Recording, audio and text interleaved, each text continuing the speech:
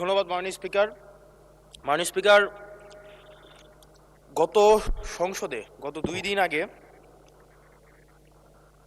বিদ্যুৎ জ্বালানি ও খনিজ সম্পদ মন্ত্রী বলেছিলেন যে কোনো জ্বালানি সংকট নেই এবং সবাই যারা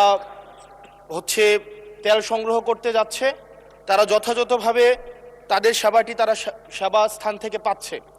কিন্তু মাননীয় স্পিকার, আমরা দেখতে পাচ্ছি গ্র্যাজুয়ালি পাম্পগুলো বন্ধ হয়ে যাচ্ছে। আজকে সিলেটের পাম্প বন্ধ হয়ে গিয়েছে।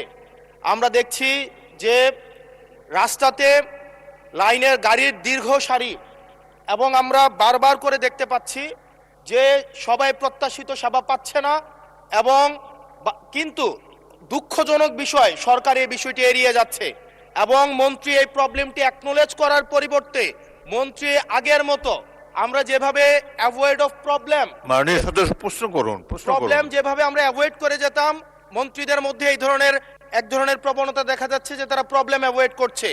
আমার মন্ত্রী মহোদয়ের কাছে প্রশ্ন, উনি কি দেখতে পাচ্ছেন না যে গাড়ির দীর্ঘ সারি এবং গ্র্যাজুয়ালি যে পাম্পগুলো বন্ধ হয়ে যাচ্ছে, সেবা কার্যক্রম বিঘ্নিত হচ্ছে, স্কুল বন্ধ হয়ে যাচ্ছে? সেই জায়গাতে উনি কবে নাগাদ এই সমস্যাগুলোর যথাযথভাবে উনি সমাধান দিবে এবং উনি প্রবলেমটি অ্যাকনোলেজ করবেন কিনা? ধন্যবাদ মাননীয় স্পিকার।